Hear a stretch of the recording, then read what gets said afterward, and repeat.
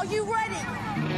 Jamie Markley, David Van Camp, and Scott Robbins. We just become best friends. Yep. Making sense of it all. Now I get it. And having some fun. Lighten up, Francis. This is the Markley Show.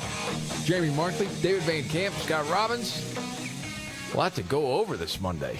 All right, let's start here. Cluster bombs. What, we're sending them? I thought we weren't supposed to do that. Yeah, I don't know. Well, the White House is agreeing to send cluster bombs over to Ukraine. These are bombs that release smaller bombs, and they pose a risk to civilians because, one, you don't really know where all the little bombs, they call them bomblets, will wind up. And then also some of them don't explode. They're duds. But they could still explode sometimes years after the fact. Think of like 52 pickup, but with landmines. Okay, that's basically what you're playing here. Okay. And so a lot of nations have banned the use of them. The U.S. is not part of that agreement because, well, we make the finest cluster bombs in this fine country of ours. Okay. So, and I mean, even last year, the Biden White House, though, said Russia using cluster bombs would constitute a war crime. But now, because apparently we're running low on ammo, according to Joe Biden, we need to send going to tell the whole world that. Hey, you know, exactly. I'm like, what is he doing? I heard that. I'm like, what are you telling? What are you saying? Hey, dude, Ukraine's about out of ammo. We're running low. Hey, and all you criminals out there, the police are running out of ammo and handcuffs. You know, it's not like you're I know selling you'll them. respect it. Like, we got low inventory, better come in now. Gee whiz, man. Unreal. I don't get it. I know. I don't get it. Here's Biden. Ukraine continues to be brutally attacked across the board by munitions, by these cluster munitions that have dud rates that are very, very low, I mean, very high, that are a danger to civilians, number one. Number two, the Ukrainians are running out of ammunition. The ammunition that they call them 155 millimeter weapons. Mm-hmm. This is a war relating to munitions, and they're running out of that ammunition, and we're low on it. And don't you wonder, people in Ukraine are like, "What are you doing?" Yeah. You don't tell everybody that. I also like where he says this is a war related to munitions, unlike every other war that has ever been fought in human history. Yeah. Right. That one where you're hitting each other with pillows. Remember that one? Oh, yeah.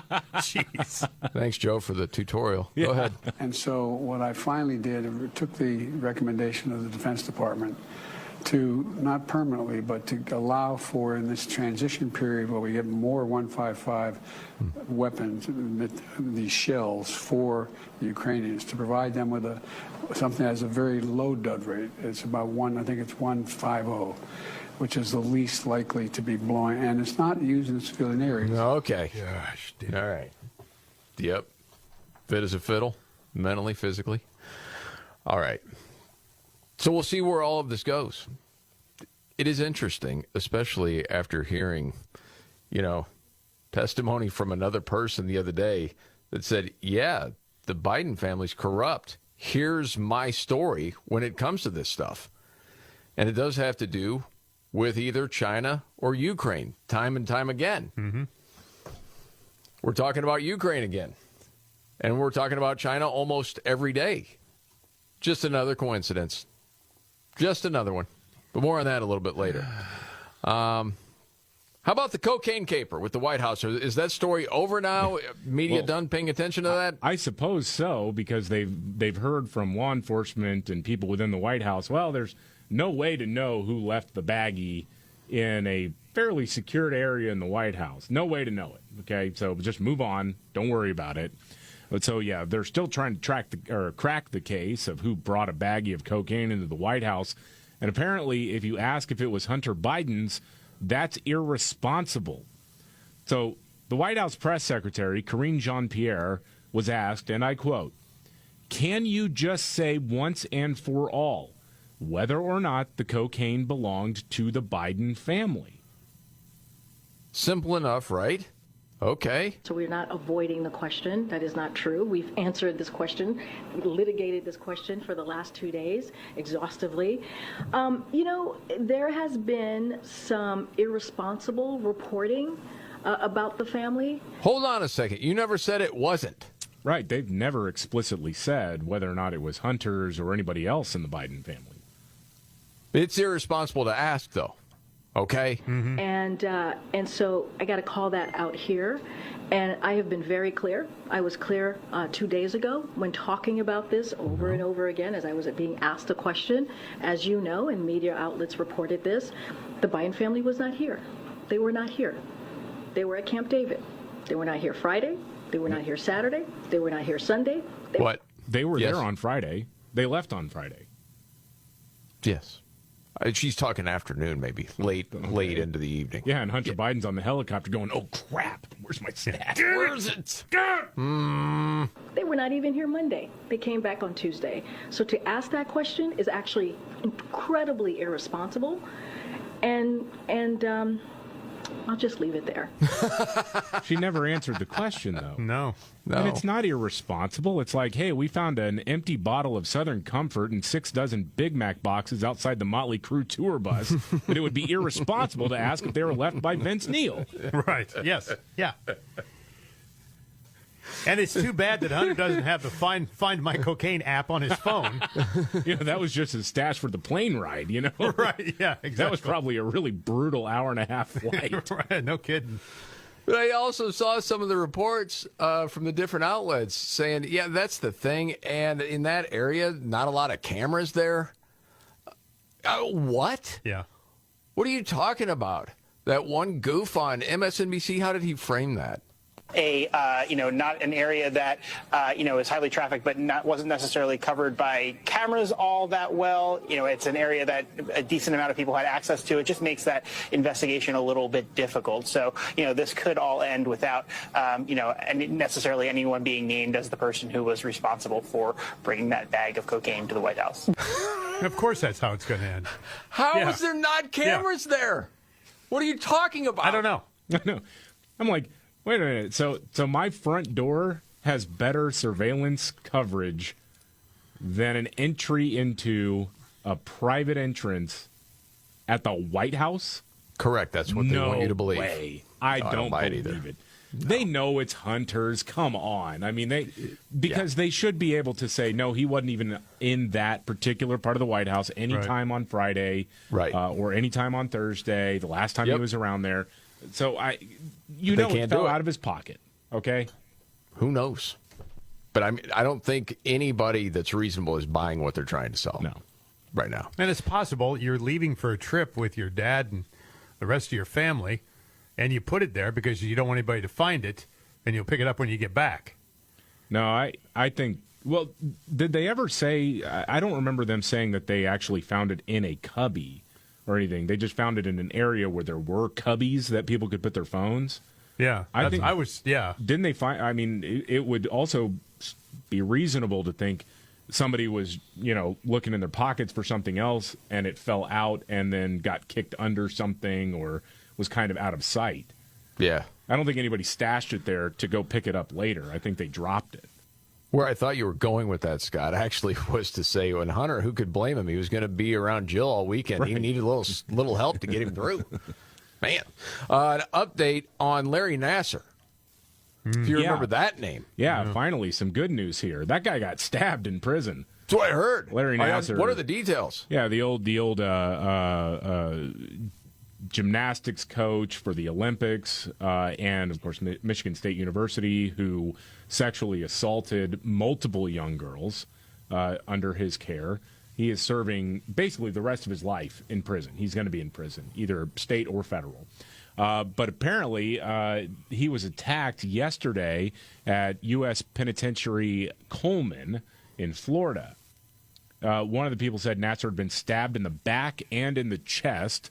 The prison was experiencing staffing shortages, and one of the people familiar with the matter told the Associated Press that the officers assigned to the unit where Nassar was being held were working mandated overtime shifts. Probably also not feeling too bad about that dude getting shanked. No. That's what happens to child molesters in prison. Yeah, usually it's been not well good. documented. Was he in Gen Pop, do you know? I think so. Yeah, I'm surprised at that. I don't think it's a bad thing. I don't either. I'm just saying I'm surprised. Yeah. That he was with the general population in the prison, that guy. Because everybody knew who that guy was. Yeah. By the way, speaking of child molesters, Oh, my gosh, dude. That movie, Sound of Freedom, Jim Caviezel, Yep. it's expected to hit $40 million after the whole first weekend. That's an amazing story. And I don't know if you've seen, we talked about this a little bit the other day, left-wing reviews of that movie all want to call it QAnon adjacent. Yeah. Like it's not actually happening. Child sex trafficking around the world. It's unbelievable. You know, what is going on? I mean, you think that there are just things in this country. I realize we're divided. I realize we don't agree on much. But there are certain things we could just agree on. Yeah. Like this child is a sex horrible, trafficking is evil and Yes. horrible and must be stopped, and this shines a light on that problem. Yes. What's the deal? Well, when did QAnon come into this? I think you've got a couple of things going on here. You've got, one, a bunch of lefty writers who are so brainwashed that anything conservatives like has to be bad, has to be some sort of conspiracy theory. And then also at the top, you have some people who are just evil and want to diddle kids. And so they're upset by it. When people were... reading some of the reviews makes my skin crawl. Yeah. Because they make it out to be this completely baseless conspiracy theory. It's not. And I just look at a comparison to another movie that had similar themes, and that was Spotlight. That was about sex abuse being covered up in the Catholic Church, based on a true story, obviously. The Boston Globe does this Spotlight series. Saw the movie, on this. And I remember hearing Catholics talk about it, saying, this is an important thing to reckon with. It is painful for devout Catholics who had nothing to do with it, right, to witness this and know what is going on. But it is an important movie. I mean, even the people directly affected by these scandals were saying, no, this is important. But you don't see that in this case. Why is that? It seems like every year left media gets worse and more indoctrinated, honestly, with kooks. That's what it seems like. I mean, you look at the Washington Post reviewing this, or Rolling Stone. It's disgusting. Yeah, it really is. I mean, and so uncalled for. Just... Yes. I mean, again, you can not like the movie based on several things. Rolling Stone called Sound of Freedom a superhero movie for dads with brainworms. Yeah. Bad people. Absolutely. I mean, just bad people. More on that a little bit later. Did you guys hear the story of the judge that ruled that the thumbs up emoji is legally binding? Oh, gosh. Gee whiz. Like, hey, we're going to get this deal done, right? The thumbs up emoji? I'm in trouble. Yeah. And all of a sudden, it's like, no, that's legally binding. Holy smokes. Like, what? How did that happen? It's actually fascinating. I'll need your thumbs up on these documents. Yeah. And what city in America will they be handing out snorting kits? Yes, that's right, snorting kits. Next. All right.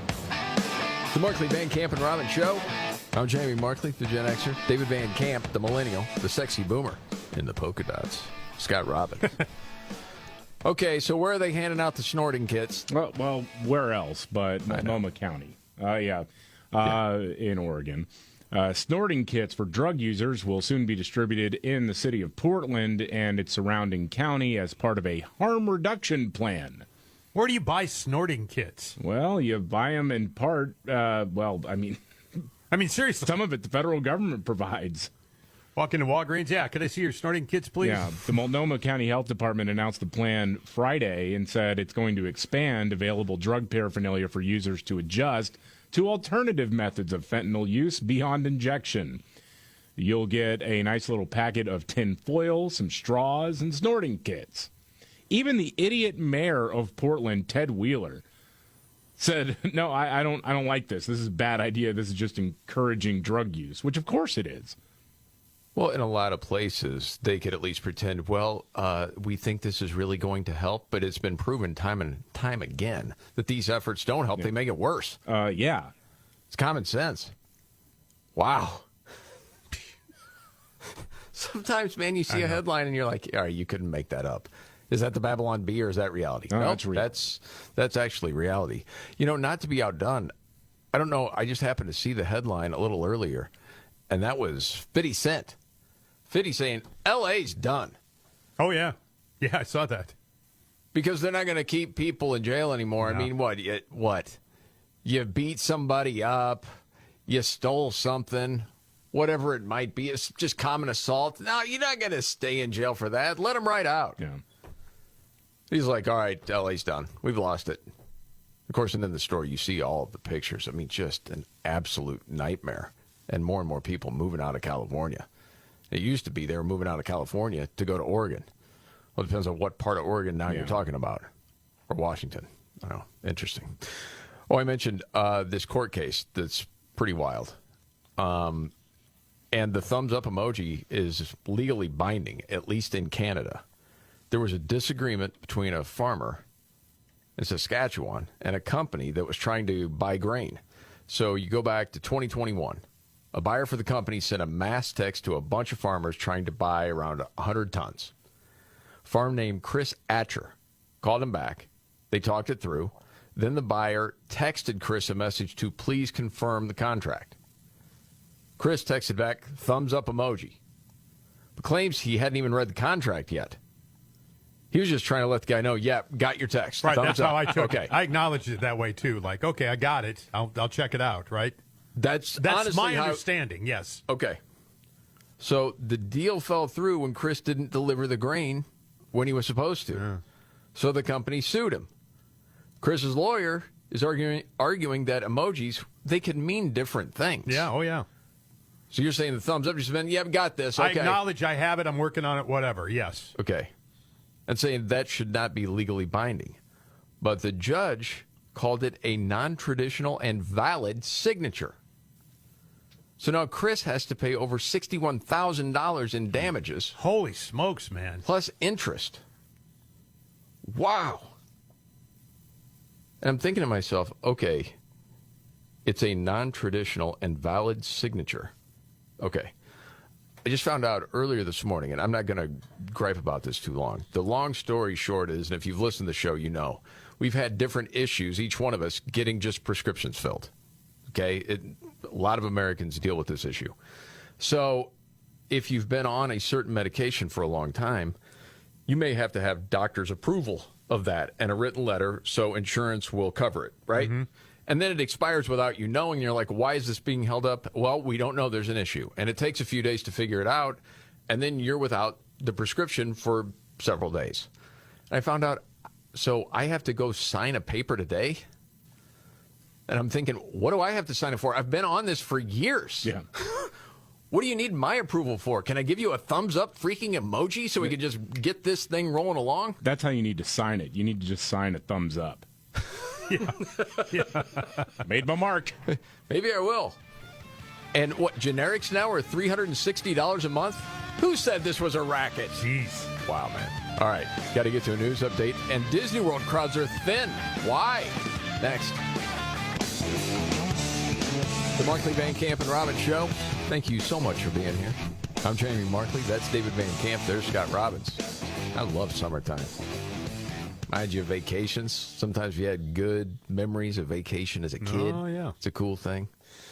You know, we were talking this morning about a story I saw in the Wall Street Journal. Disney World hasn't felt this empty in years.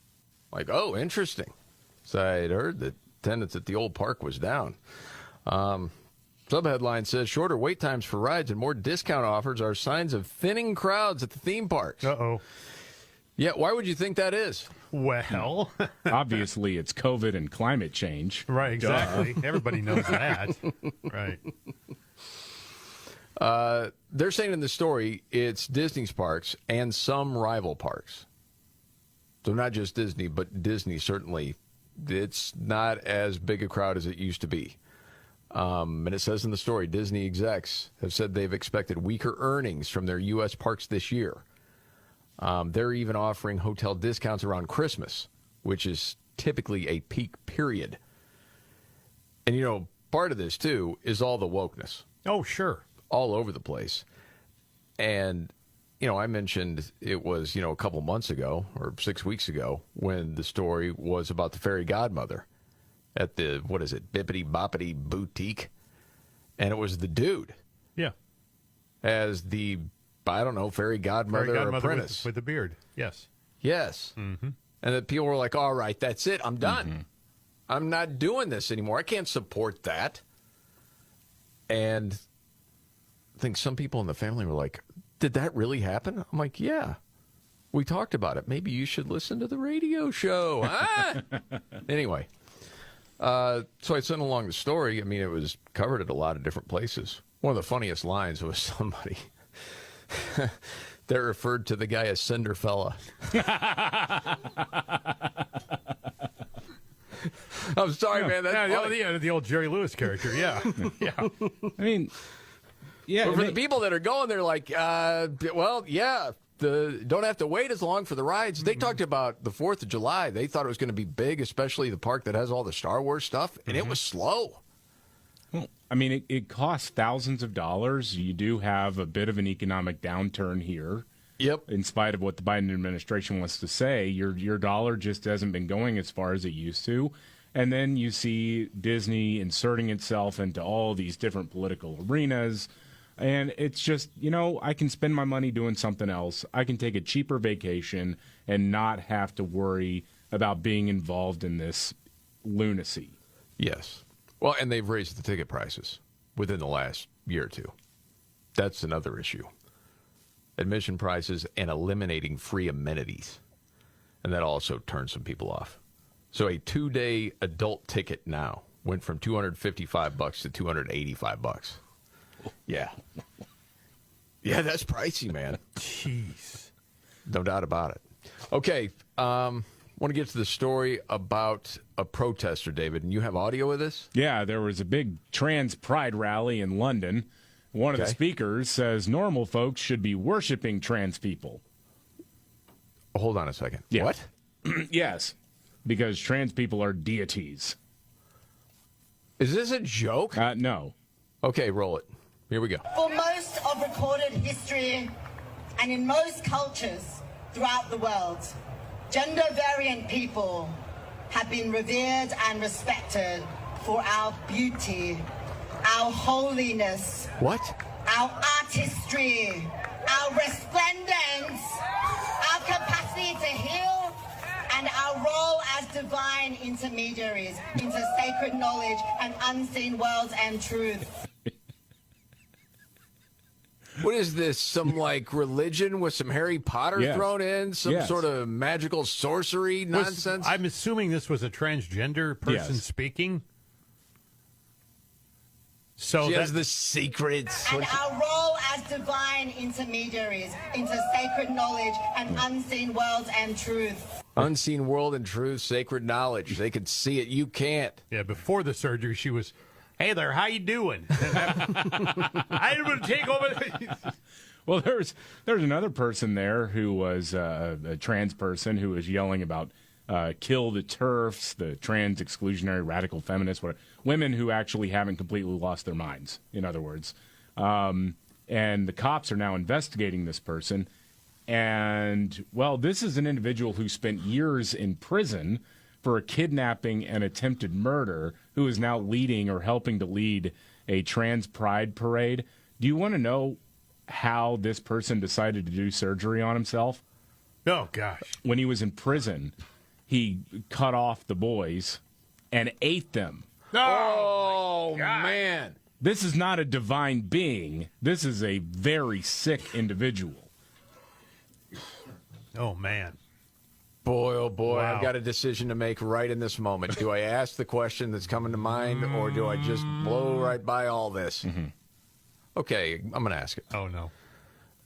Was there a reason that he actually ate them? Was that some sort of thought behind it, or are we just talking about pangs of hunger? What is that? I think you're actually just talking about a deeply disturbed individual. Okay. Yeah. All right. So we're just talking mental illness, Yes. not and if you actually do this, then you're going to see things that other people can't. Somehow this divine scene. Mm-hmm. I don't know. It's pretty kooky to me. Wow, man. Yeah, you're not going to recover from this, I are you? can't. I got the visual in my head. I can't get it out now. Stop. Oh, man, I haven't gone that far. I'm not going to do that. Wow. And now this person... does the person say, okay, yes, I was a little mentally ill when I did that at the time, but I've gotten over it, or no. This is just part of the artistic arc? No. I mean, this dude is celebrated in some circles. And the Daily Mail had the headline that included the phrase, "She cut off her own testicles." You really can't make that up. I mean, what the hell is going on? Man, oh man. Wow. Okay, I think it's time of the show where we go around the table, and it's not the biggest story out there today, but it certainly caught your attention, much like that last story. Mm-hmm. It's time, David. What's your story today? Well, this is a heartwarming story here. On Friday, around 1 o'clock in the afternoon, San Antonio, Texas. Okay. Guy's at the drive-up ATM and sees a couple of dudes coming after him. They're going to rob him. Well, he was packing heat. He drew his gun, shot, and killed both of them. Whoa. The police chief was quoted as saying, well, it was a robbery that didn't go well for the robbers. The cops want to interview the guy further because, of course, you want to make sure you're doing your due diligence. But right now, the chief said, we're looking at him as the victim of a robbery who was acting in self-defense. Yeah, that's what happens, man. Mm-hmm. Now, what you're going to get. I've actually seen some people, what, you're going to kill somebody over $100 out of the ATM? You're damn right. You don't want to get shot? Don't try to rob me. No doubt. The other thing is, sometimes it's not just taking someone's money. The person can be assaulted. The person could die. The victim. So that is protecting oneself. And you have a legal right to do that. Mm-hmm. He was. All right, Scott, what's your story? Ben & Jerry's headquarters, located on land originally controlled by Native Americans in Vermont. And the chief of a tribe, the tribe that their land is on, expressed interest in reclaiming the property on Friday. Now, Ben & Jerry's marked Independence Day, if you recall, on Tuesday by tweeting that the U.S. government should commit to returning all the land to Native Americans. In response, Don Stevens, chief of the, I'm going to boot this, I know it, Kusuk Abdi Nation. Heck yes, it is. Something. Can you say it again? Nope. He Please? said, nope, okay. Kusuk Abnaki Nation. How's that? I'm working on it. Said his tribe would be willing to take back the land currently owned by Ben & Jerry's. Hey, we want it. We're always interested in reclaiming the stewardship of our land throughout our traditional territories, and providing opportunities uplifts our communities. Ben & Jerry's, your turn. They have no comment at this point in time.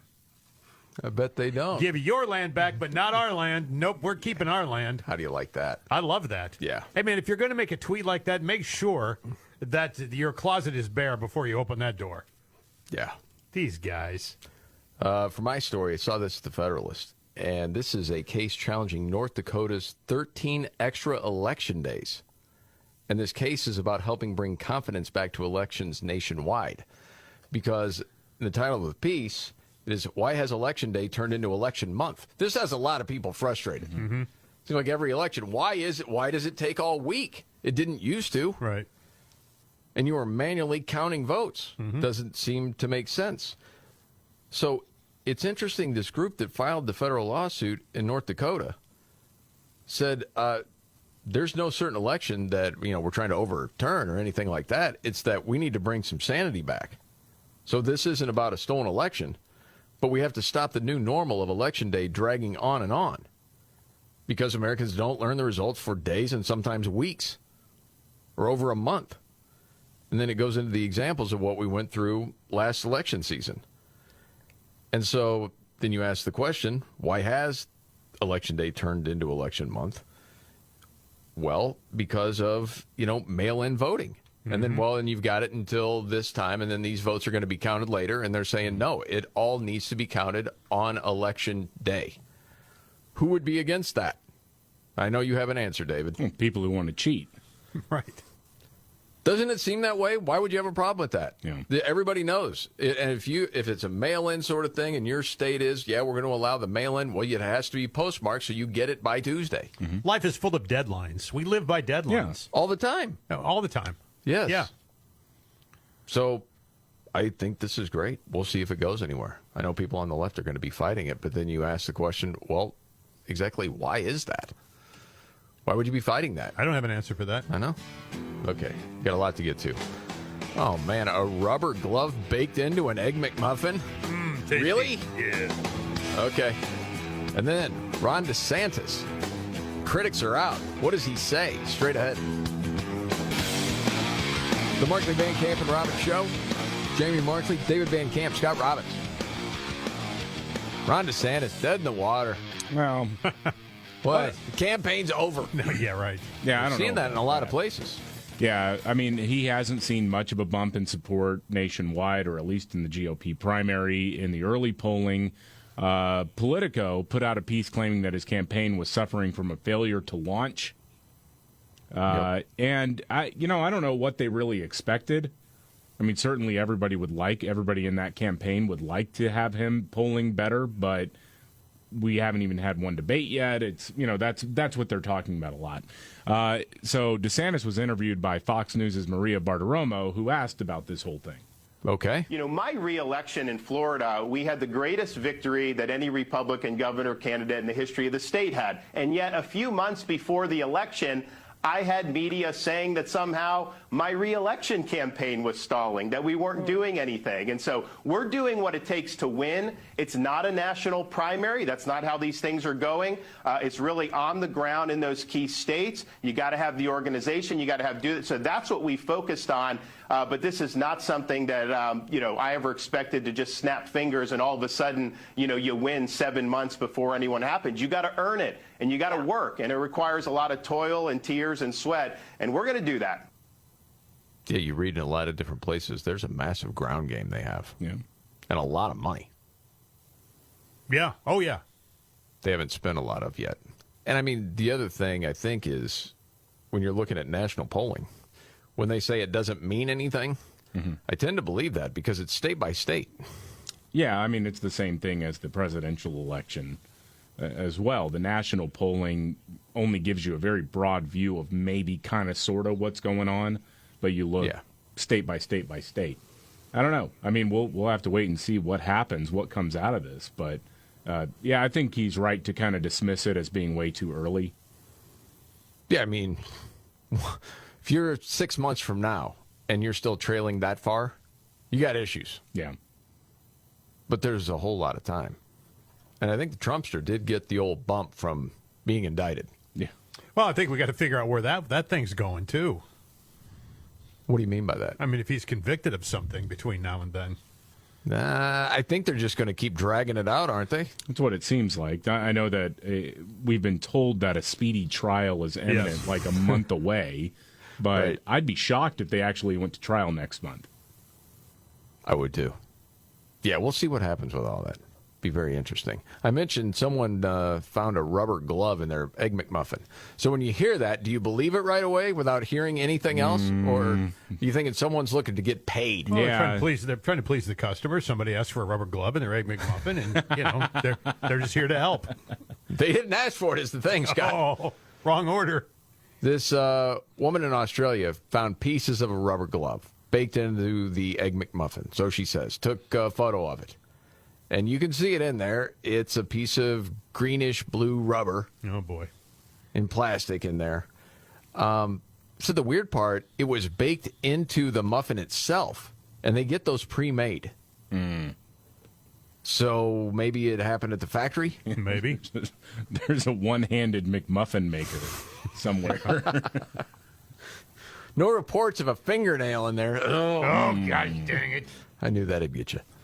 She'd already eaten half of it when she took another bite and said it felt weird going down. I think the same thing every time I eat McDonald's. She says it scratched her throat, and her throat still hurt 3 days later. Okay, really? I'm not saying it was a pleasant experience, but it was enough to rough up your throat 3 days later? 3 days? I don't know. She went back to the restaurant immediately, she said, but they didn't take it very seriously. They just offered her a new McMuffin. So she got in touch with corporate. McDonald's told her they'd look into it and get back to her within 10 days. Well, that was 10 days ago. We don't know the update yet. We're waiting for it. Their initial statement said this is great corporate speak. You ready? Mm-hmm. We take food and drink safety extremely seriously. Of course they do. Yeah. They're, quote, disappointed to hear of her experience and that they're, quote, working with the restaurant to investigate. Yes. It's going to be a thorough investigation.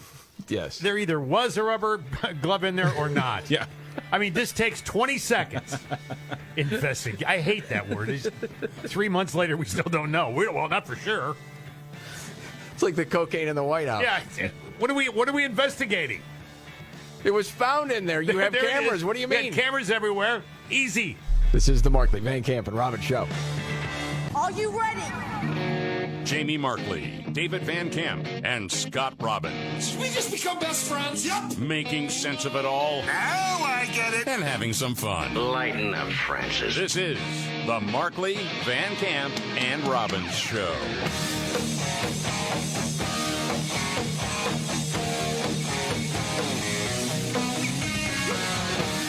The Markley, Van Camp, and Robbins Show. Jamie Markley, David Van Camp, Scott Robbins. Thank you for being here. Our president wants the world to know we're running low on ammo. Okay? Yeah. Golly. Yeah, the White House is agreeing to send cluster bombs over to Ukraine, the bombs that release smaller bombs, and many countries have banned the use of them because the bomblets that come out don't necessarily explode. Some of them are duds, but they can still explode years after the conflict has subsided. So, but the U.S. is not part of that agreement. The U.S. is like, hey, no, we make the finest cluster bombs in the world, and so we're going to keep making them and selling them and deploying them where they need to be. And Joe Biden, during an interview on CNN, told Fareed Zakaria, hey, we're running low on ammo on the 155 millimeter shells. So while the manufacturers catch up on that, on restocking the supply, we're going to go ahead and send them these things that we said were war crimes like a year ago. Yeah. But stories change now. Not permanently, but to allow for, in this transition period where we get more 155 weapons, these shells for the Ukrainians, to provide them with something that has a very low dud rate. It's about 150, which is the least likely to be blowing, and it's not used in civilian areas.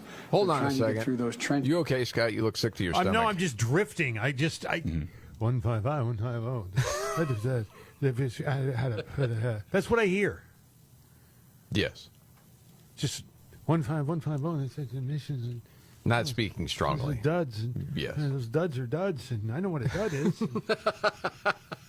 He goes on. They're trying to get through those trenches and then stop those tanks from rolling.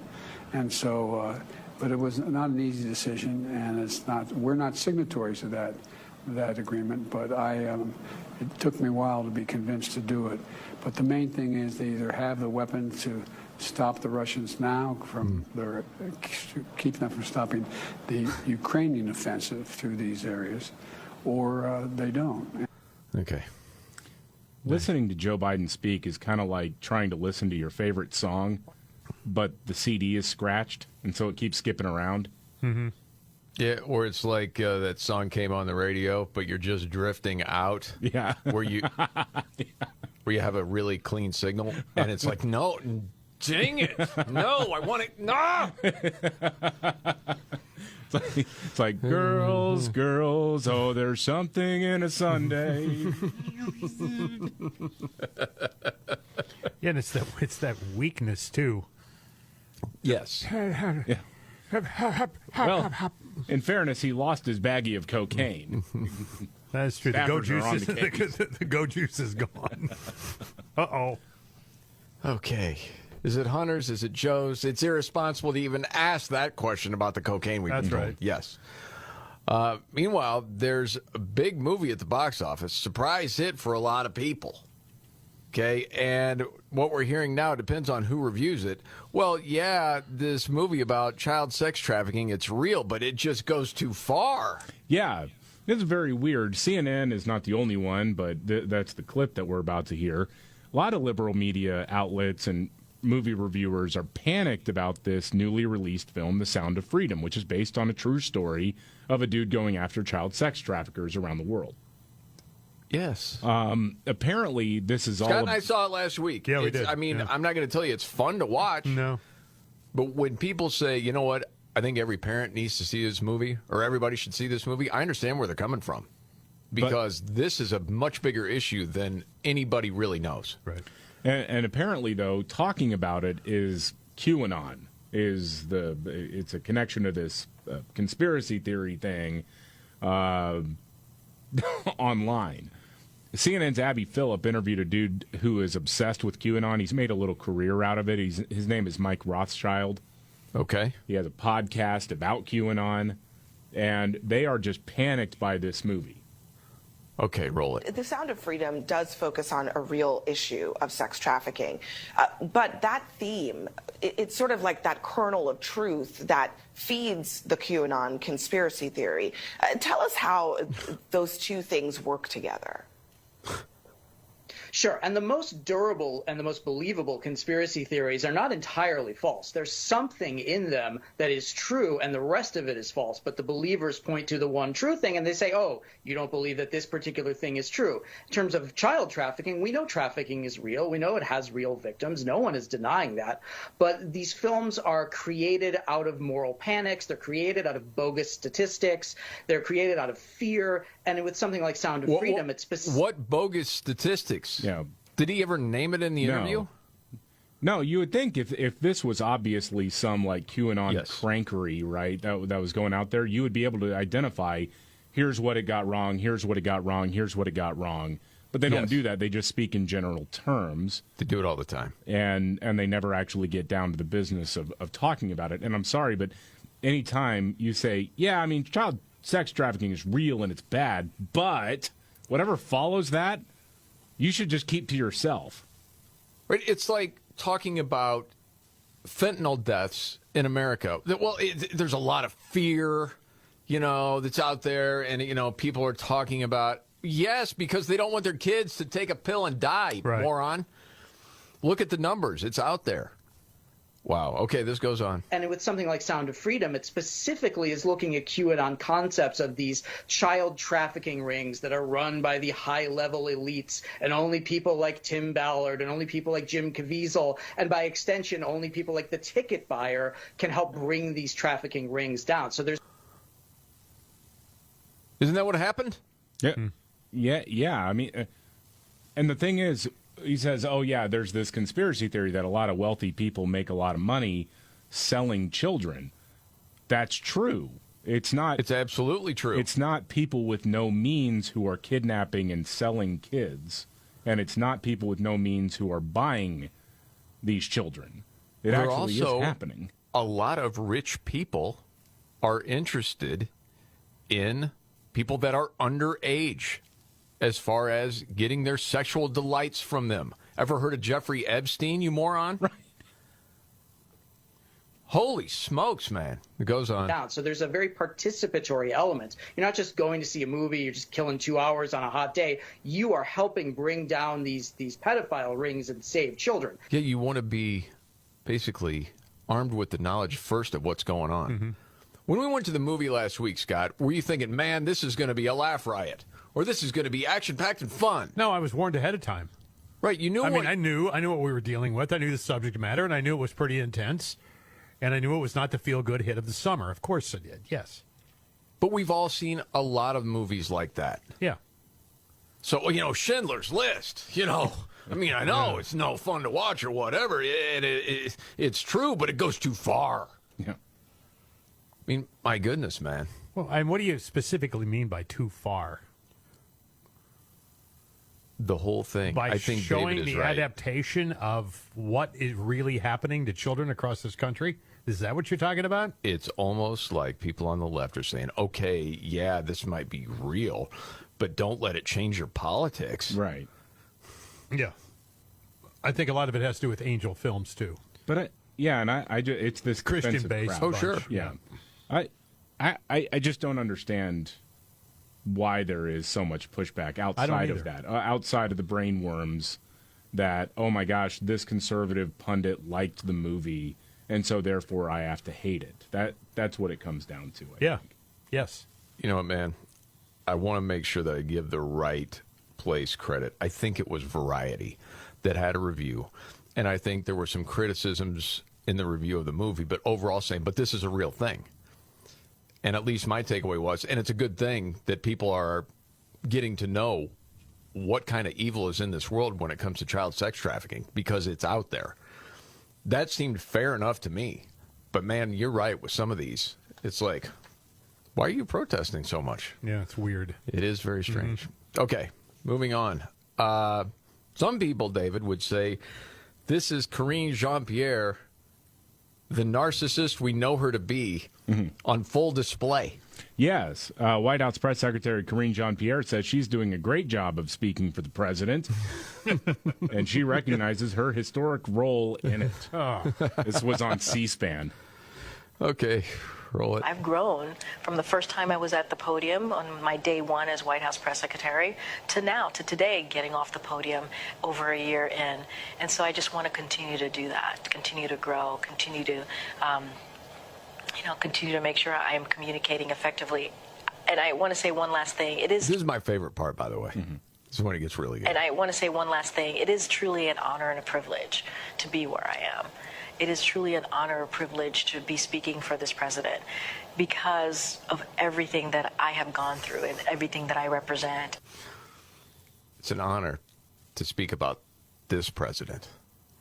Okay, enough about him. Now back to me. Yeah. Because of my experience, my lived experience, and what I've gone through. I take it. What has she gone through exactly? Well, she did get kicked in the back of the head by a mule when she was a child, obviously. Yeah. But you mean since she's been the White House Press Secretary? You're the White House Press Secretary. That's a pretty big gig. She's been criticized for being really bad. Yes. But then she has defenders that say that's because you're homophobic. Nope. Oh, no. No, when she says I've grown in the role, I know this may be a little inside. All three of us have been program directors at some point. Yes. If we had taken a chance on somebody and they were, let's just say, as bad on the air as Karine Jean-Pierre is, as bad as she is at the podium, we'd be replacing her. There's no question. Or you would be replaced. Right. Or you got fired. Why'd you hire Because that your person? boss ahead of you would be like, what are you going to do about this? That would be the thing. Yes, absolutely. The thing is, in that administration, there's no one that answers to anybody, it doesn't seem. Because they're all terrible. Can you think of a worse, fill in the blank, Secretary of Defense? No. Go down the line of the cabinet. Can you... Transportation. Yes. Can you name one that was worse? Finance. No, I can't. No. The list goes on and on. Yes. It's almost like a requirement. Like, I'm going to hire a bunch of people who are really bad, and I'm going to put them in these positions because bad people get overlooked in our society, and they're discriminated against. And I'm not going to have it. This is for all of the people that have sucked at their jobs forever.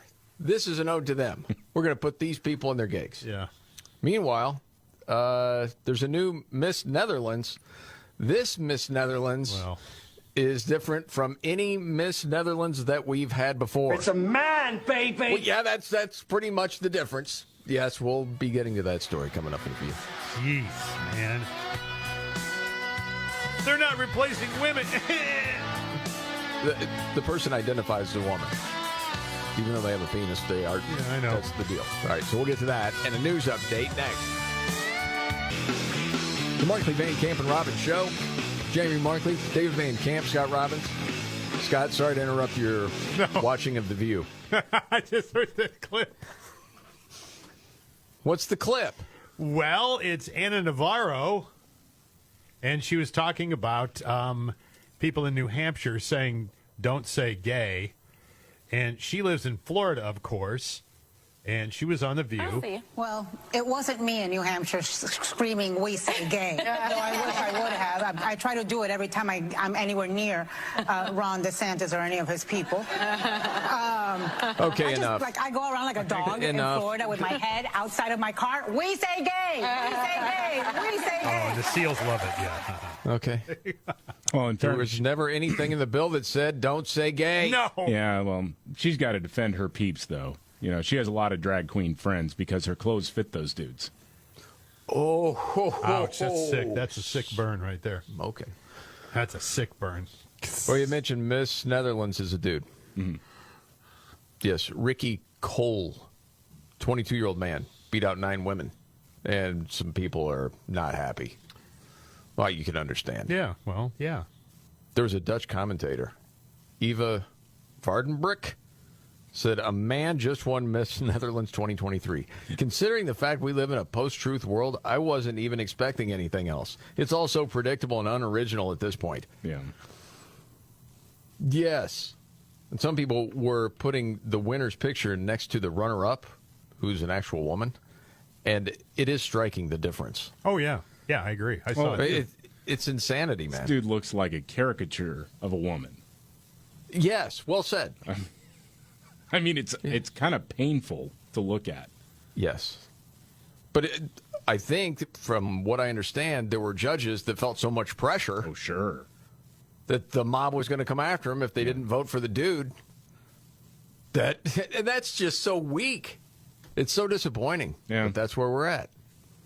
And now there's an investigation after a trans pride marcher told people to assault those who disagree. Where was this? Yeah, this was in London at the Pride Plus parade over the weekend. Police are reopening an investigation into this activist after the activist told the crowd to punch TERFs in the face.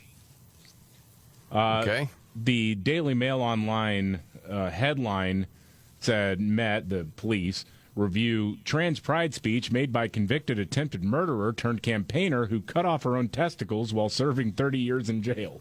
Oh, that person. Yeah. Dang, man. Well, his own, but yeah. Yes. Yeah, he tried to kill somebody, kidnapped somebody, and then when he was in jail, he said, you know what, I feel like a woman, and then not only cut the boys off, man, but ate them. Oh.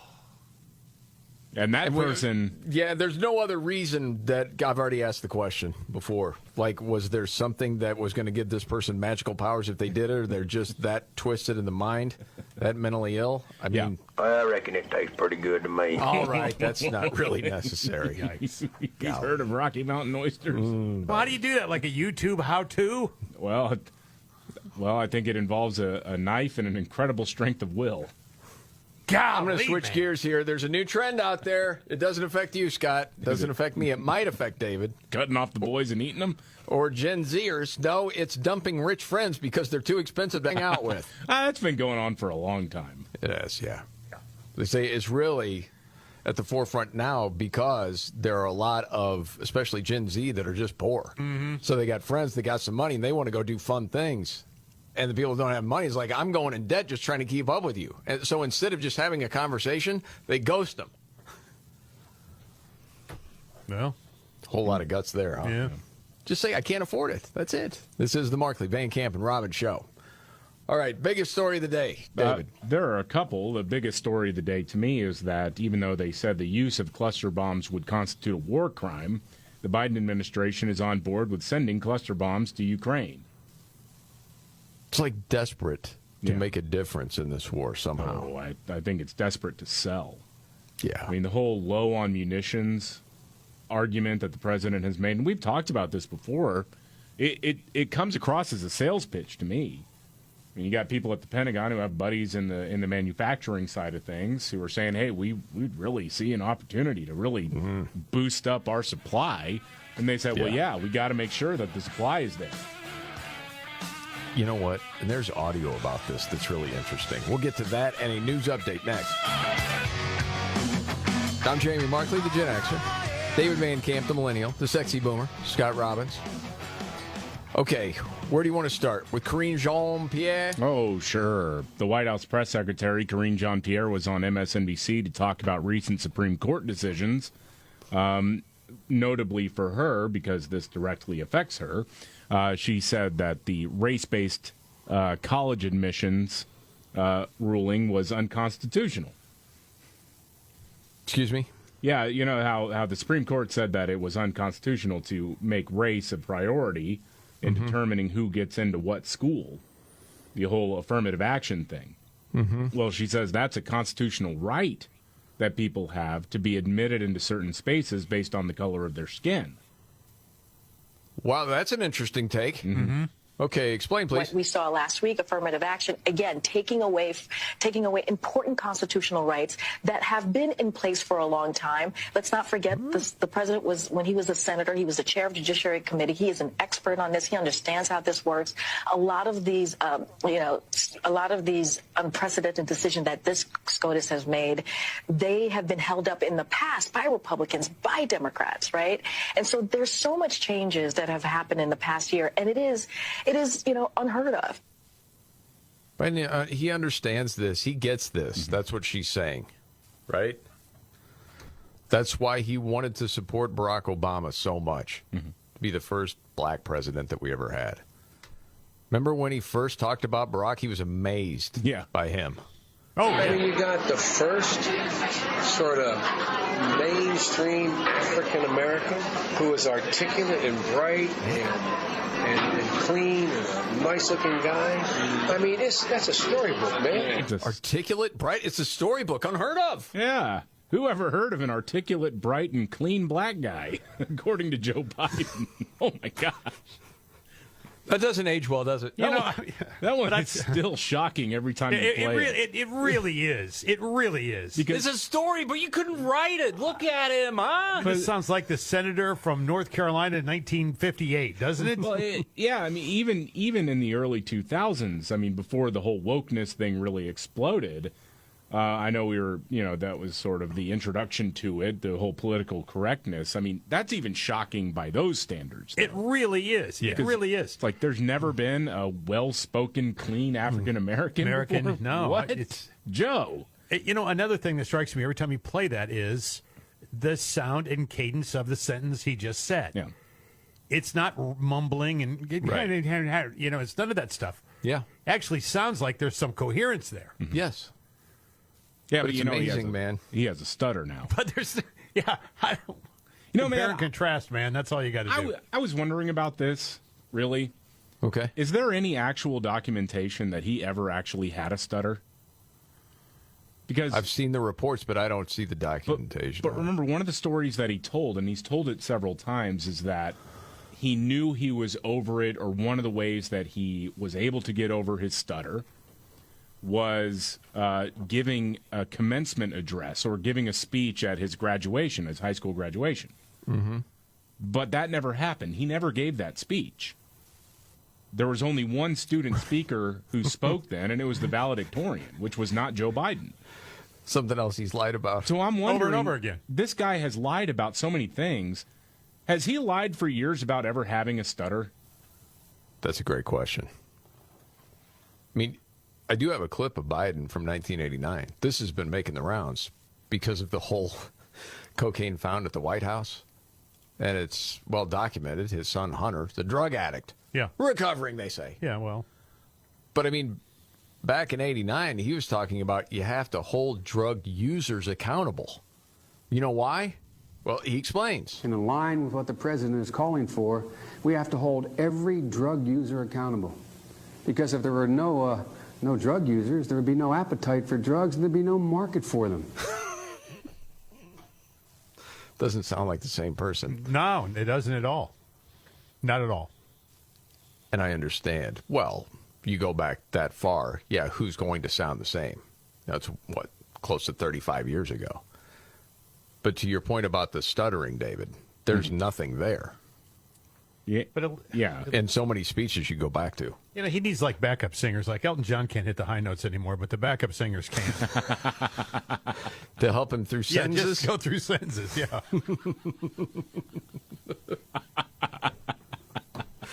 Oh, that's pretty funny. All right. I'm just picturing now like a chorus line behind. All men and women are created. You know the thing. The thing. Yes. Get the record player to play words. Words. That whole thing, yeah. Make sure you have the record player on at night. The phone. Make sure the kids hear words. Words. Record player. Oh, golly. All right, let's move on to Ron DeSantis. Because it seems like, as far as the media, the left, that is the last guy they want to be the Republican nominee. Oh, yeah. It seems like they really do want Trump.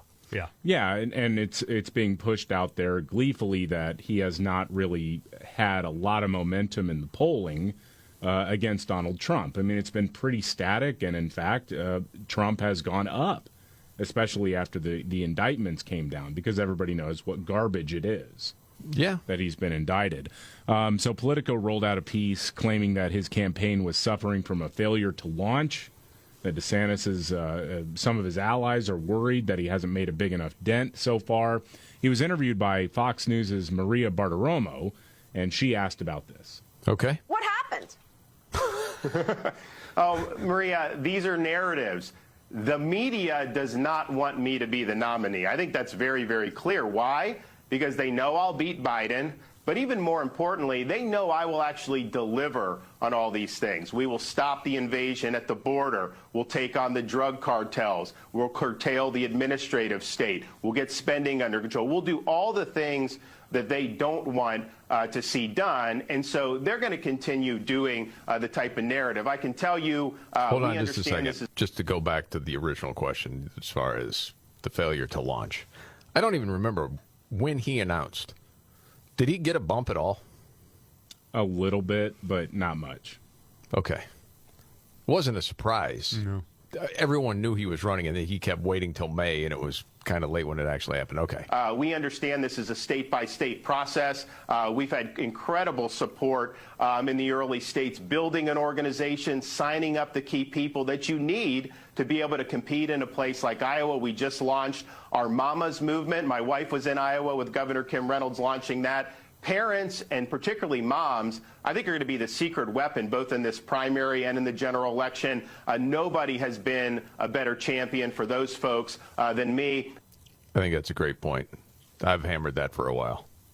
Don't want to be a broken record, but I am a broken record on that. I think it's going to be huge.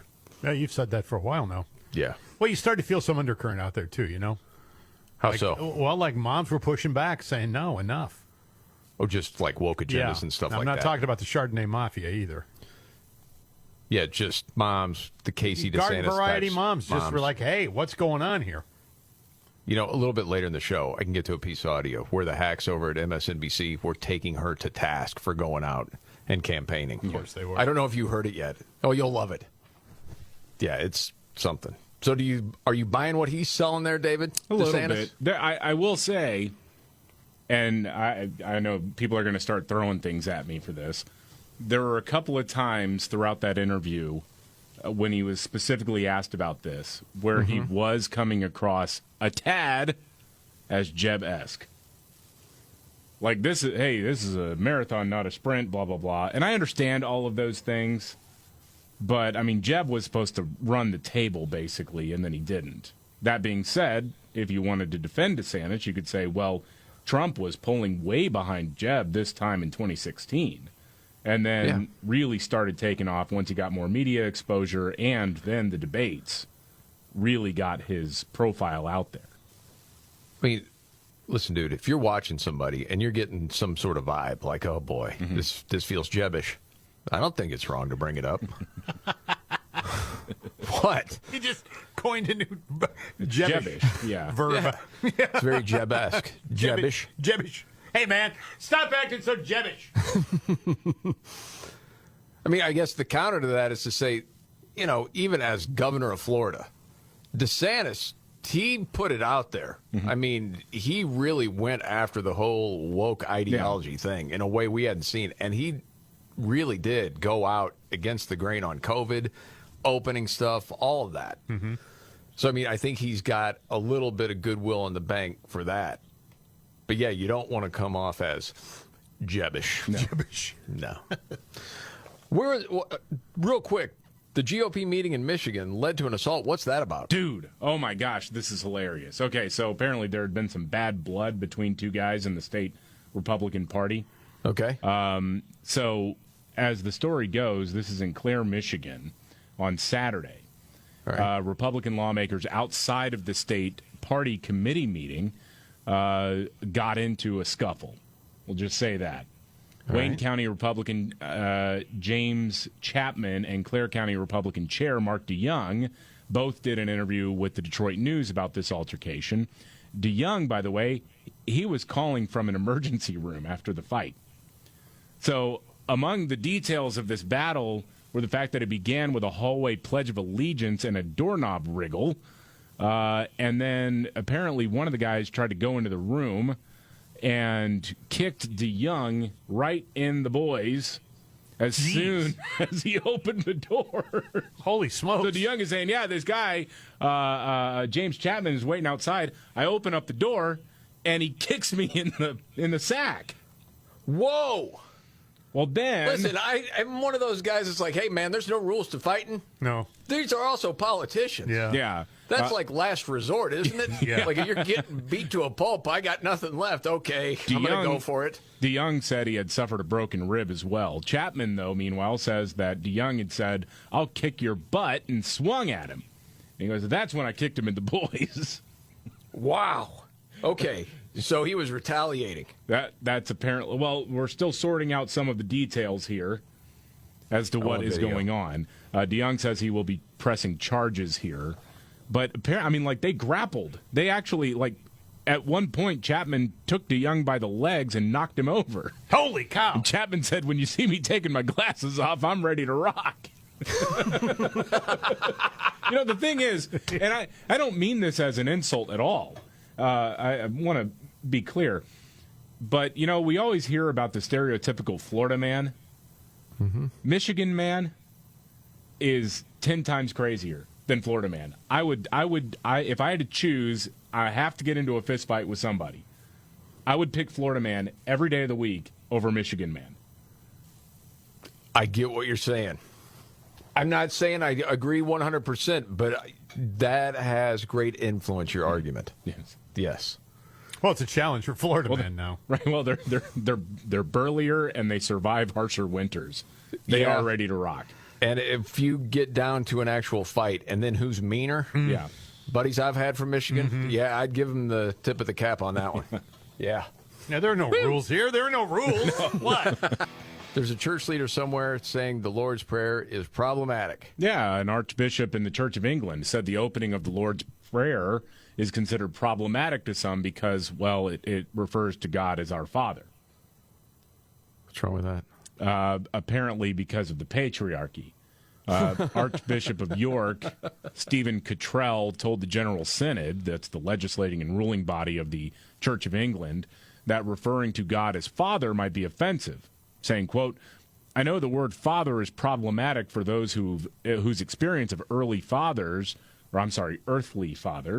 has been destructive and abusive, and for all of us who have labored rather too much from an oppressively patriarchal grip on life. Now, the Church of England is actually looking at using gender-neutral pronouns for God, by the way. Okay. Just call it a new religion. Well, yeah, I mean, the prayer has been in circulation for 2,000 years. Yeah. I mean, it's... Do you ever read those warnings in the New Testament about changing Scripture? You think these people ever see any of that? I guess they don't believe the Bible anyway, so what is the difference at that point, right? I remember my church when I was a kid changed trespasses, the word trespasses out, and instituted sins. Because people didn't know what trespasses were? Or they thought God doesn't trespass against us. I don't know. There was some... What? I don't know. There was some piece of logic that was interspersed there that I don't remember. Forgiving those that trespass against us? Those who trespass against us. I don't know. Sin against us? Okay. Yeah, I don't know. It was just weird. It was just the way... I just remember going, wow, that's weird. Is that what made you stop going? No. At the time? No. I was still going at that point in time. Okay. With my parents, yeah. It was a very organized religion, yes. Speaking of sins, this is a much lighter topic. It's the 10 most common social media sins that we commit online. This was a poll of like 3,000 people. And you're on social media, I mean, by far more than David or I. I was on our page a lot this weekend, yes. Well, I'll tell you what, then. We'll put you on the stand and see if you're guilty of any of these sins, I'm Scott. trying to think of any that I have that I think I would be guilty of. Number one is arguing with random people. Yeah, I do that occasionally. Guilty. Yep, there's one. Yeah. Posting something when you were angry, then regretting it. Guilty. There's two. Not a lot. I don't really regret anything. You have done it, though. I've posted angry things, but I don't know if I regret it or not. You took it down. I have. I did once. Okay. Yeah. sending sexually provocative messages. Yeah, no. Yeah. No? Dude, Okay. I got your direct message over the weekend, Scott. And Did you? I'll just say that shade of banana hammock doesn't work with your complexion. No, please. Gosh, see. Posting something you regretted while drunk. Don't drink. Yeah, but you were on social media back in 2014. When I was drinking. Guilty. Yeah, you've done I'm it. sure I did. Leaving mean or abusive comments on someone's post. Guilty. Wow. Posting revealing images or videos of yourself. No. Well, not since 2014. I didn't then either, damn it. Stop. This is the Markley, Van Camp, and Robbins Show. Are you ready? Jamie Markley, David Van Camp, and Scott Robbins. We just become better. Jamie Markley, David Van Camp, Scott Robbins. Okay, a lot going on, especially with the president. So using cluster bombs might be a war crime, but we're doing it now. Yeah, we're going to send Ukraine cluster bombs that, spit out little baby bombs that can go bang years after the fact. Last year, there were reports that Russia had used those and vacuum bombs, and the press secretary at the time, Jen Psaki, was asked for the White House's take on it. And apparently that would constitute potentially a war crime to use these things on the field of battle. Here's the question and answer from Jen Psaki. Okay. There are reports of illegal cluster bombs and vacuum bombs being used by the Russians. If that's true, what is the next step of this administration, and is there a red line for how much violence will be tolerated against civilians in this manner that's illegal and potentially a war crime? It would be. I don't have any confirmation of that. We have seen the reports. If that were true, it would potentially be a war crime. Obviously, there are a range of international fora that would assess that. So certainly we would look to that to be a part of that conversation. Okay. But they're saying that the Ukrainians would be super duper careful about deploying those in civilian rich areas, and so therefore I guess it wouldn't be a war crime. Because Ukraine's been super duper careful about other things, huh? Right. Just like our White House. Mm-hmm. Cluster bombs from the cluster bleep administration. You were thinking, and I know you were. I was. Right before you said it, I thought, he's not going to say it, but he's going to say something close. All right. Yes, and Biden today, well, he met with Prince Charles. I don't know if you saw any of the video of that. It was Prince Charles is trying to get him to shuffle along. Joe is like not paying attention, and then he's got that stiff gait going. Yeah. Does not look well. He just doesn't. And did you see him the other day? He was talking about how basically it's our fault, climate change, but he's got to get the European nations on board with helping out and more green energy. We've had to tell him to hold up, but it's our fault. You're trying to make sense of what he was saying? For example, the whole notion of, this new ring road that's going to put around, you're going to invest in other nations. Well, it's ended up producing dead in a noose. These countries are in real trouble.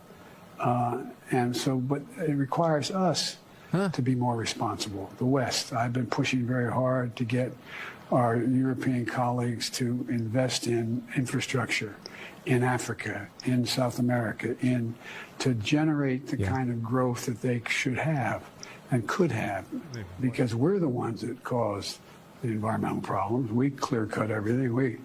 And now we're telling them, no, everybody slow up. I love playing a clip that you guys haven't heard before, and then watching the faces. That makes confusion here in the studio. That makes absolutely no sense. We're not the ones who caused anything. I mean, it's the patriarchy, David. It's industry in general.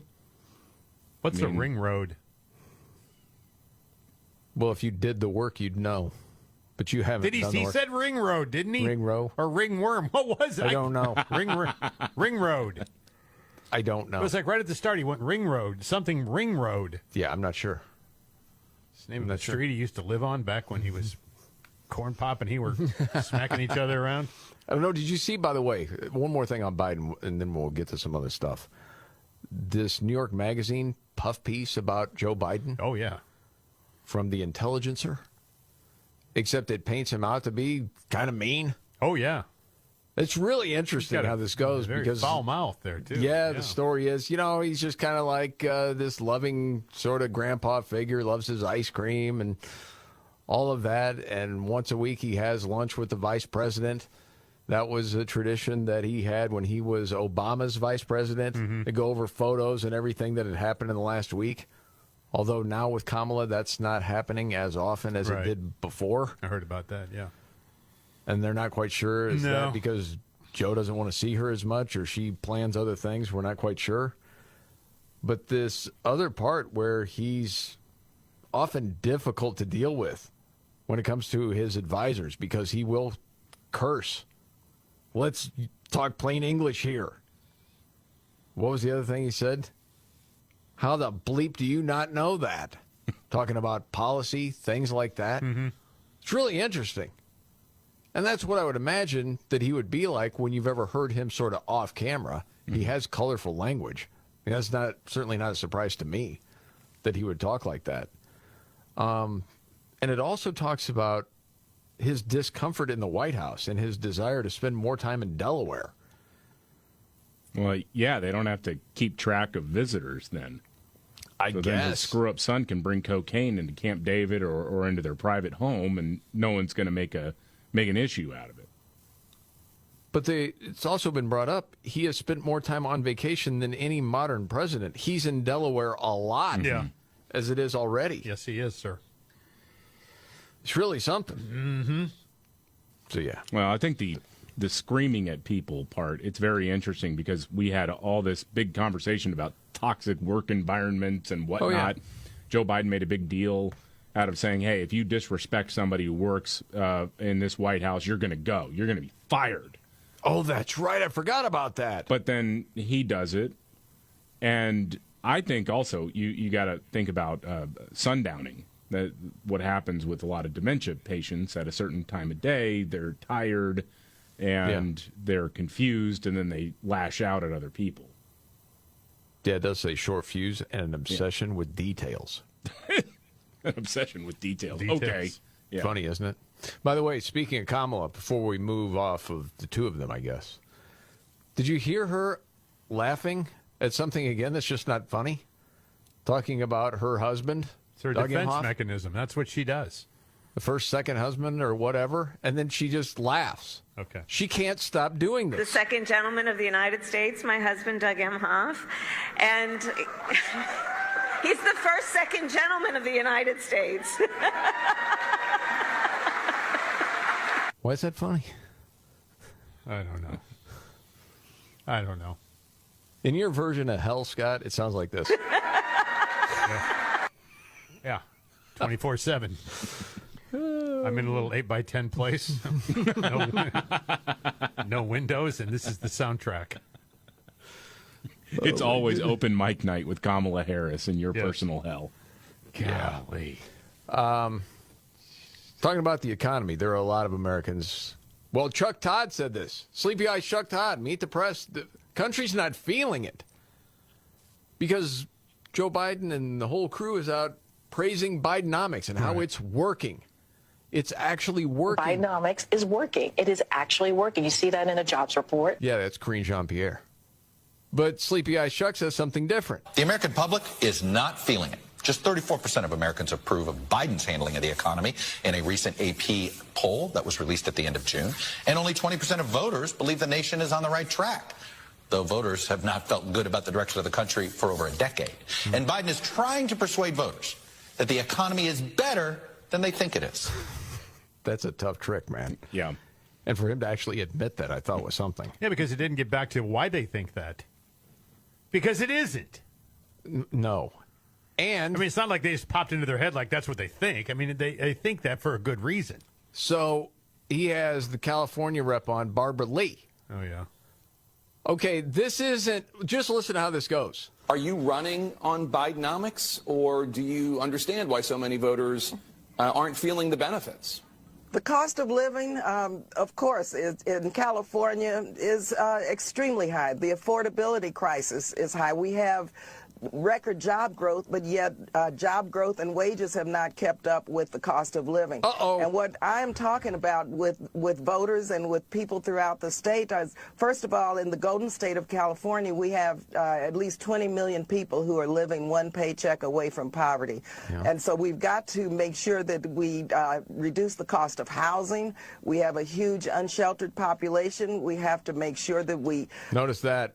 New terminology. Unsheltered population. So it's not unhoused anymore. Or homeless. Not homeless. Or bums. Can't say that. No. No.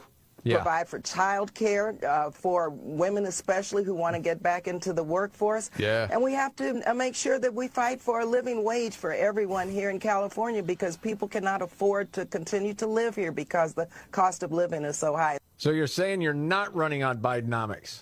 No. Okay. Well, and California was was one of the originals when it comes to like hiking up minimum wage, so it didn't work, you're telling me. Absolutely. Oh. And you're telling me that costs actually went up in line with the new requirements for minimum wage. Yes. And so now people who are technically making more money are actually not making more money because things cost more than the pay increase was. Yep. Wow. Yeah, it's something. It's almost like those conservatives who were saying we shouldn't do this because of the other effects of this programs and these initiatives will actually have the backwards effect. It's almost like they were right and didn't hate poor people. How about that? Huh. Yeah. All right, totally switching gears. I want to play a piece of audio for you. This was, would you call it a concert? I guess. A band's playing. Okay. Outdoor event. Looks like there's a lot of people. The band is Brian Kirk and the Jerks. Jirks. Okay. Okay, like a regional band. Okay, I know you guys talked about this before. You're going to a show. You don't want politics involved. No. Unless you know you're going to get it, right? Yes. Well, Brian Kirk, it appears, is pretty good friends with the governor of New Jersey, Phil Murphy. Ugh. He brings him on stage. People aren't digging it. They start booing. The singer, he's not happy about it. Listen to what he says. Roll it out. There you go. Now get to the Brian Kirk and the Jerks. Yeah. Bring him up. They don't want to see him. Hey, what did I tell you guys? Hey, listen to me. Listen to me. He didn't want to hear that. He's a buddy of mine. This is not about politics. He's a friend of mine. Do not do that, please. Out of respect for my friend. Don't do that. Please. Okay. If it's not about politics, why are you bringing him on stage? Yeah.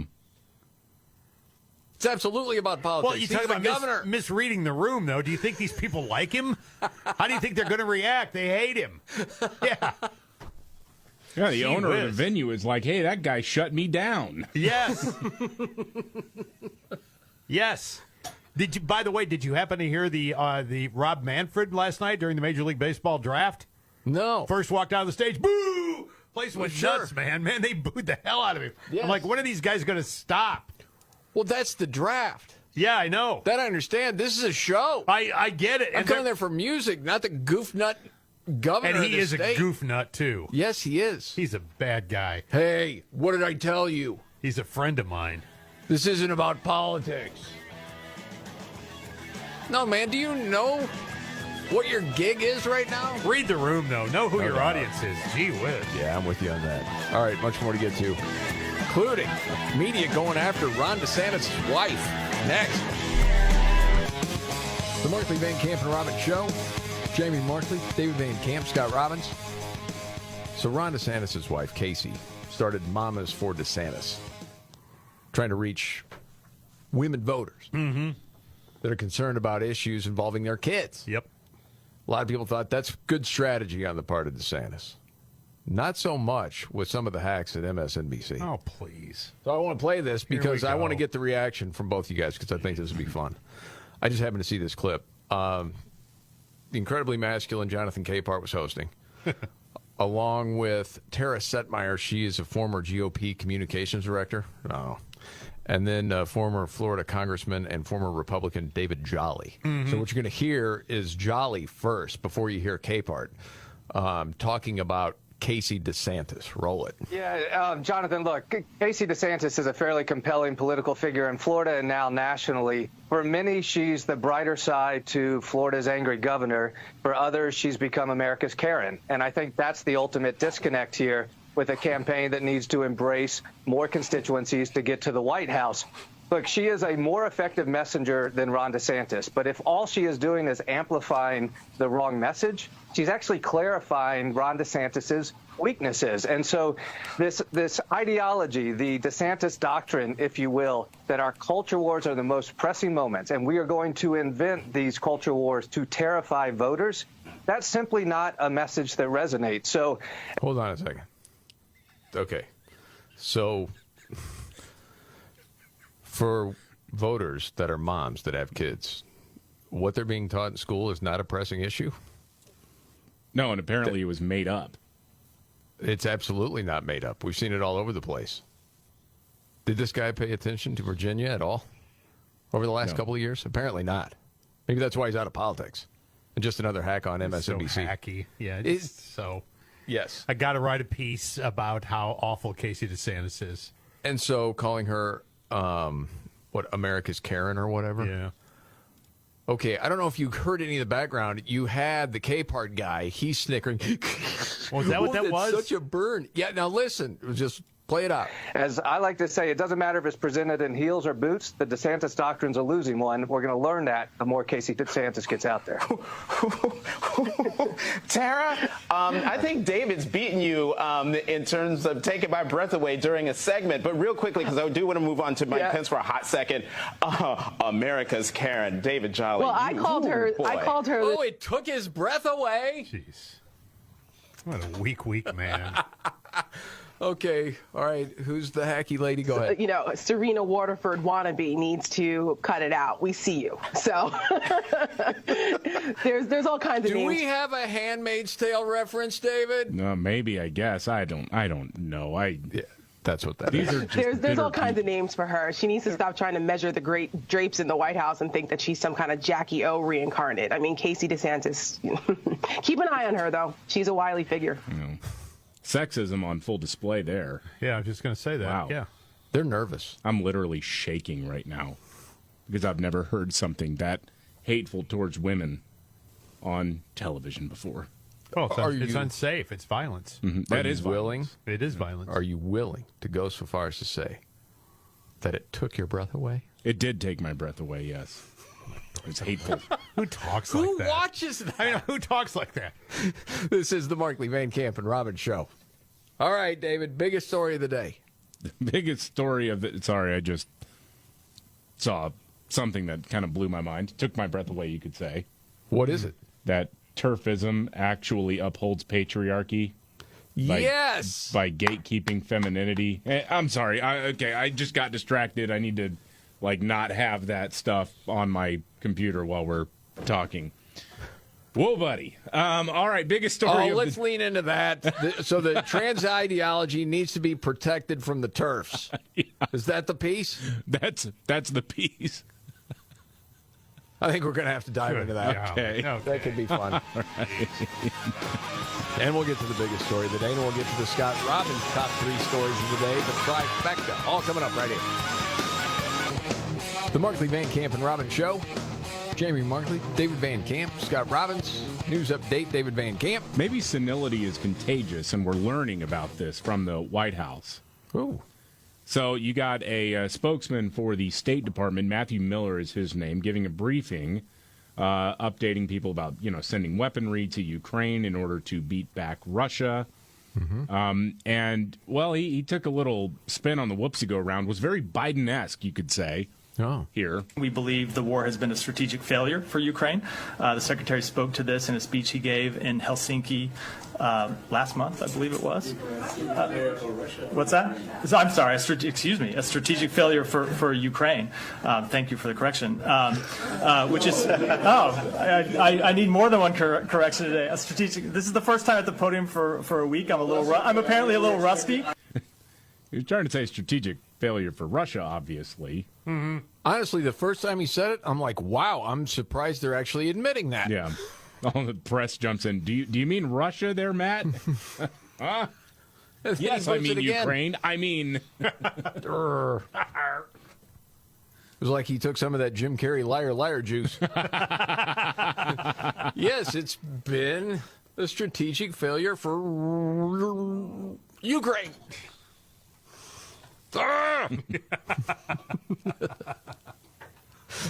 He didn't want to say it. Oh, buddy. Okay. Well, thank you for that update. Now, what's the story with TERFs ruining everything? So TERF is the term trans exclusionary radical feminist, which is basically a woman who knows she's a woman and says that womanhood is something unique that cannot be co-opted by a dude in costume.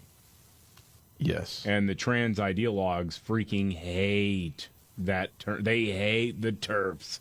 How dare you say I'm not a woman? Right. So and who would you say, as far as they're concerned, the biggest TERF on the planet? J.K. Rowling. Yes. Oh, yeah. Yeah. No doubt. Hall of The Famer. Harry Potter lady, which Yes. very odd.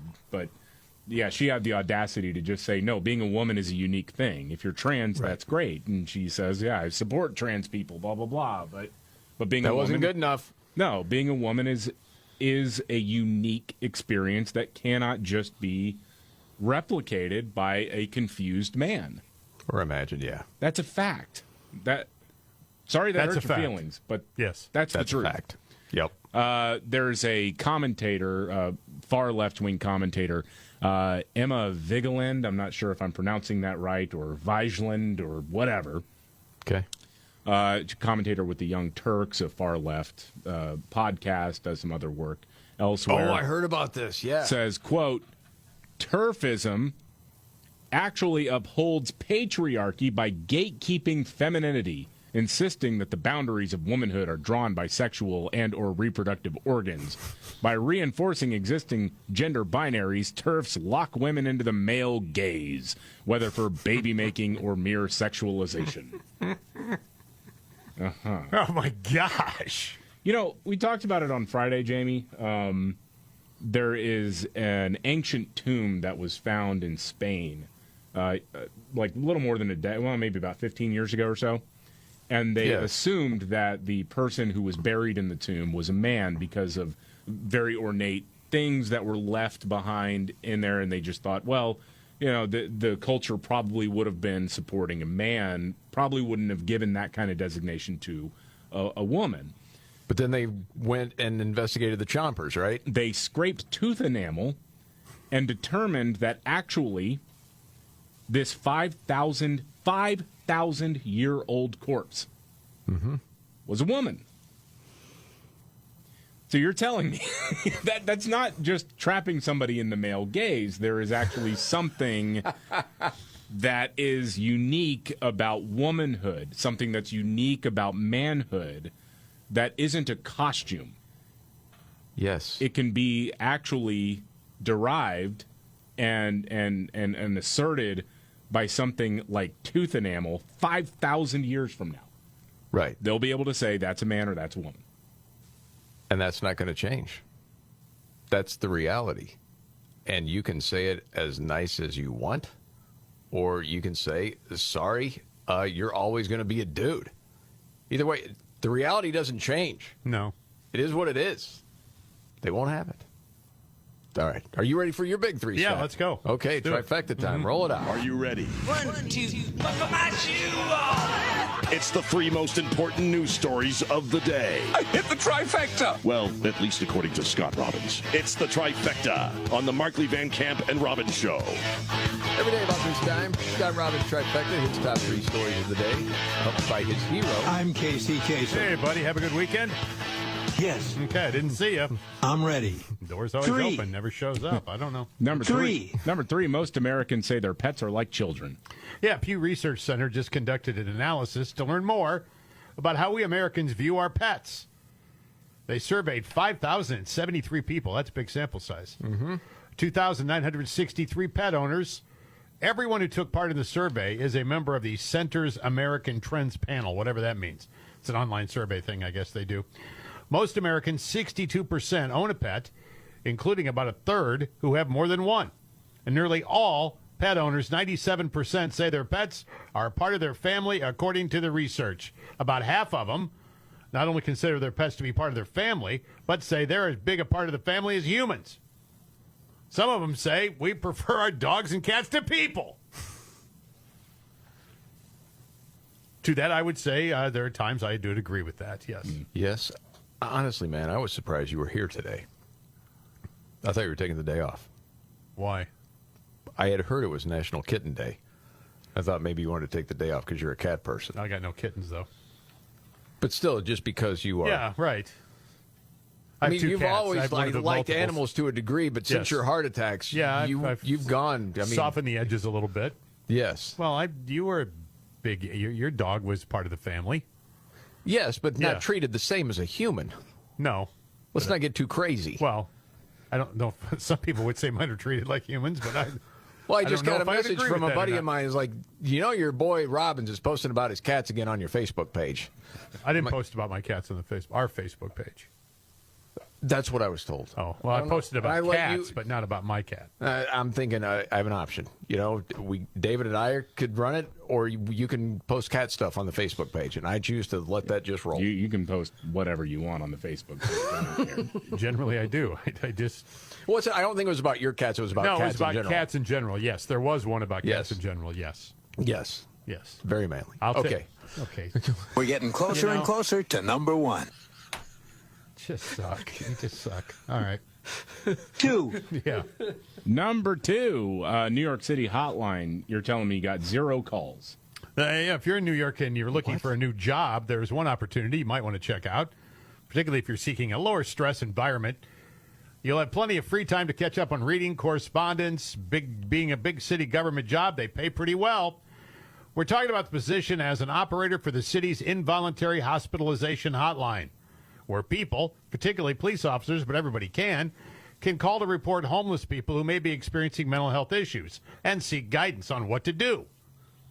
And why is this job low stress? Because since it was established 6 months ago, not one person has called. Not one. You're sitting there doing the shift, looking at the phone. No one's calling. That's amazing. The average person wants no part of this. Calling up this hotline saying, "Hey, this guy barked at me at the subway today. I think he's nuts." They don't do it. They don't want to get involved in any of this stuff, right? And the cops are like, "What do you want me to do?" I'm not doing it either. So nobody's doing it. So you're paying somebody full time, several people working 3 shifts to stare at a phone all night. I love government. I love government when they get involved in problem solving. Oh, goodness. Gosh dang. Okay. The numbers get smaller as the hits get bigger. Yeah, that's right. They do. Scott Robbins trifecta, top 3 of the day up to number 1. Number 1, a girl in Illinois got kicked off the swim team because she objected to a naked man in the locker room. Yeah. What? Yeah, what kind of hate is that? Illinois teenager voiced concerns to her swim coach about biological males, 2 of them, identifying as transgender women, being allowed in the girls' locker room. She was accused, of course, of what? Hate speech. You better believe it.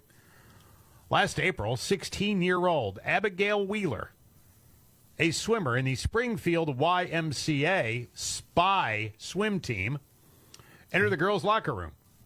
She was going to change. She noticed a couple of transgender individuals sitting there. This is what her dad said anyway, after he was told about this. Okay. The head coach, Alex Tourtra, was informed of the situation, but said, "Hey, man, what do you want me to do? Nothing I can do about it." Request by parents to ask trans individuals for private bathrooms was sent out in an email. They were also informed the swim policy was denied, that they would be able to change in the girls' locker rooms. Wheeler told her coach... just to be clear, they said, no, the biological males are going to be able to change in the girls' locker room. Yes. Okay. And if you objected to it, it was nothing but hate speech, and you need it's to hate speech. Dial it back. No, you need a dose of reality. She got kicked off the team, and by the way. Probably the best thing that happened to her. Gosh dang, man. There was only that one quote from the father, but, man, I'm telling you, again. The more people just speak out against it, okay, there is strength in numbers. may feel like, oh, man, I don't know if I want to go out there on this. You do. Or this is going to keep happening. But on what planet is this okay? Our planet. I mean, but seriously, just to have some sort of dialogue and say, is this all right with you? I don't understand this. No, I mean, there's a group of people that have been brainwashed for a long time now to actually believe, no, you're hateful if you don't play pretend with these people. Well, there was a suggestion being made that perhaps they have another locker room where they can change. No. No, that's not good enough. Not good enough. Wow. Man, oh, man. And there you have it. Yeah. It's something, man. You know, there's another story, just throwing it out there. It's not like a huge news story, but it's of interest that I think you might find interesting, and maybe you've heard of this before. Have you ever heard of, like, a case of green, hairy tongue? No. Yeah, I saw this story. Rare case of green, hairy tongue is pure nightmare fuel. Okay, now, David, you're a vigorous brusher when it comes to your teeth. Okay. We've talked about this before. Okay. Apparently, this dude developed an unusual condition which a shaggy carpet of green fibers covered his tongue. This is in the New England Journal of Medicine. Holy cow. Green, hairy tongue, huh? Yes. I actually had that for a weekend. It was after that crazy time I dated Madonna. Weird. That is strange. Green hairy tongue. I'd never heard of it before. Oh, well, who has? Well, you're growing hair on your tongue. Good golly, man. Yes. That'll send you to the ER, won't it? Yes, what do they call it? It's densely packed on the top of the tongue. These little follicle things. I just got a chill up my spine, man. Yeah, I don't know why the top of my head is itching right now just talking about it. Let's just move on from that. What, is it like a fungus or? Yes.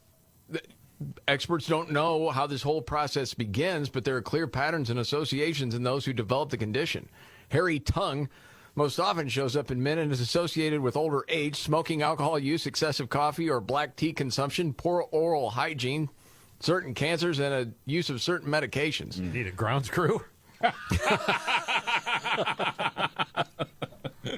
It's Scott's tongue builder. Golly. That would be pretty horrible. I'll give him that. All right, you've got to get to a news update, and Nimrod's in the news straight ahead. All right, then. The Markley, Van Camp, and Robbins Show.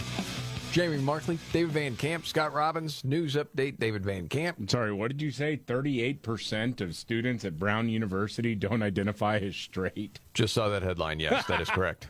Yeah.